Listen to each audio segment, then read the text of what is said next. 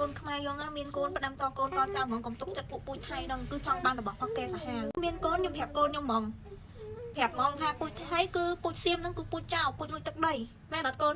លួចទឹកដីណាគេទឹកដីហើយខ្មែរ Yes លួចទឹកដីខ្មែរនិយាយទៅពួកថៃនឹងកាលពីខ្ញុំរៀនថ្នាក់ទី4ខ្ញុំចាំច្បាស់ណាស់អ្នកនរអ្នកគ្រូខ្ញុំគាត់ផ្ដាំខ្ញុំប្រាប់ខ្ញុំតាំងពីទូចតាំងពីខ្ញុំថ្នាក់ទី4គឺខ្ញុំទូចខ្លាំងមែនតើតែគាត់តែពេលខ្ញុំមកតន់យល់យើងវាអត់ទាន់ដឹងយើងនៅក្មេងពេកថាកូនដឹងអត់ពួកថៃ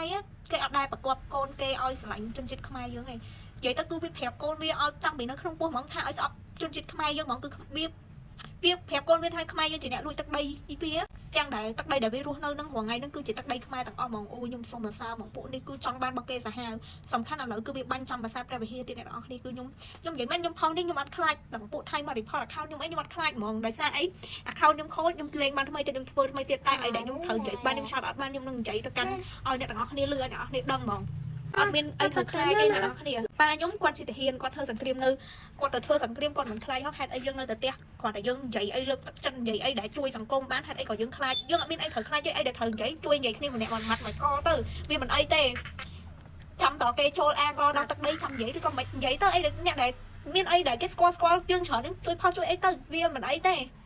អត់មានអ្នកគ្រប់គ្រងអាចថ្ងៃក្រោយទៅមានអ្នកគ្រប់គ្រងទៀតតែបើគេមកចូលដល់ទឹកដីយើងមិនអាចយកទឹកដីត្រឡប់ទៅវិញបានទេយល់អត់